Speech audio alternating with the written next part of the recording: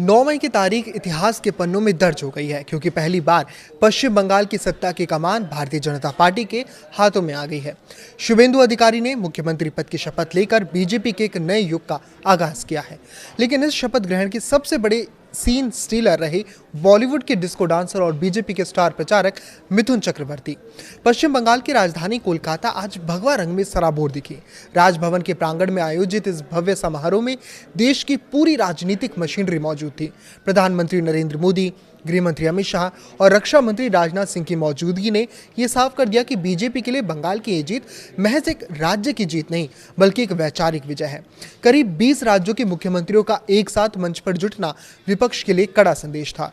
मंच पर पूर्व केंद्रीय मंत्री स्मृति ईरानी, कृषि मंत्री शिवराज सिंह चौहान और उत्तराखंड के मुख्यमंत्री पुष्कर सिंह धामी से लेकर यूपी के मुख्यमंत्री योगी आदित्यनाथ तक दिग्गज नेताओं की कतार लगी थी। लेकिन इन सब के बीच आकर्षण का केंद्र वो व्यक्ति था जिसने बंगाल की गलियों में कोबरा बनकर अपनी रैलियों से लाखों की भीड़ जुटाई थी, मिथुन चक्रवर्ती। सोशल मीडिया पर उनकी तस्वीरें और वीडियो आग की तरह फैल रही हैं। सफेद कुर्ते पजामे और अपने सिग्नेचर स्टाइल में जब मिथुन दा मंच पर पहुंचे तो नजारा देखने लायक था। प्रोटोकॉल की परवाह किए बिना जब गृहमंत्री अमित शाह और राजनाथ सिंह जैसे कद्दावर नेता उनके लिए उनके सम्मान में अपनी कुर्सी से खड़े हुए तो ये उनके कद और पार्टी में उनके योगदान की गवाही दे रहा था। प्रधानमंत्री नरेंद्र मोदी ने भी मिथुन दा से काफी देर तक आत्मीय बातचीत की, जो इस बात का संकेत है कि आने वाले दिनों में बंगाल की शासन व्यवस्था या संगठन में मिथुन चक्रवर्ती की भूमिका बेहद अहम होने वाली है। शुभेंदु अधिकारी का मुख्यमंत्री बनना बंगाल की राजनीति के ममता युग के अवसान और परिवर्तन के असली दावों की अग्नि परीक्षा है। शुभेंदु, जो कभी ममता बनर्जी के सबसे करीबी सिपहसालार थे, आज उनके सबसे बड़े प्रतिद्वंदी के रूप में उभरे हैं। राज्यपाल की ओर से उन्हें शपथ दिलाए जाने के दौरान जिस तरह से जय श्री राम और वंदे मातरम के नारों से पूरा परिसर गूंजा, उसने ये तो साफ कर दिया कि बंगाल की मिट्टी अब एक नई राजनीतिक पहचान के साथ आगे बढ़ने को तैयार है।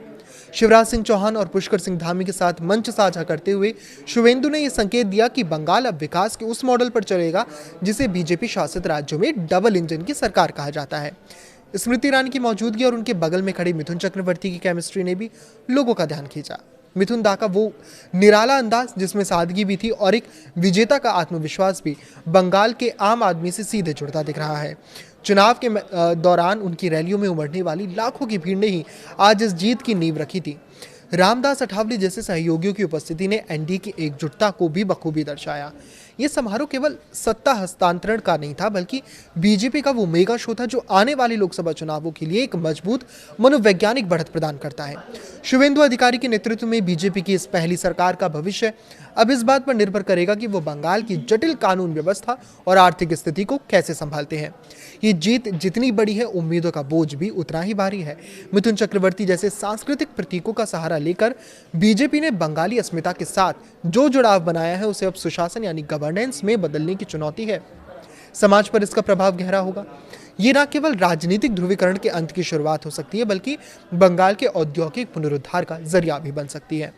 अगर ये सरकार अपनी सोनार बांग्ला की छवि पर खरी उतरती है तो 9 मई की ये तारीख भारतीय राजनीति में एक बड़े बदलाव के प्रस्थान बिंदु के रूप में भी याद की जाएगी।